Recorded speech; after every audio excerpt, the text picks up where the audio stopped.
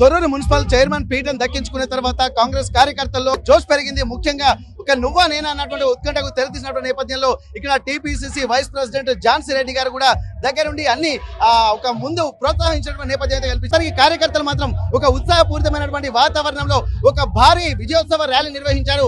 అందులో భాగంగా ఝాన్సీ రెడ్డి గారు మనతో ఉన్నారు. ఒక్కసారి వారితో మనం మాట్లాడదాం. మేడం, ఎట్లా ఉంది మేడం ఛాలెంజ్ టాస్క్? చాలా బాగుంది. అంటే యాక్చువల్గా ఈ గెలుపు అనేది మా ఎమ్మెల్యే గారు గెలిపించుకున్న దానికంటే ఇంకా సంతోషంగా హ్యాపీగా ఉంది. ఎందుకంటే టగ్ ఫైట్ చాలా ఫైట్ ఇచ్చాం.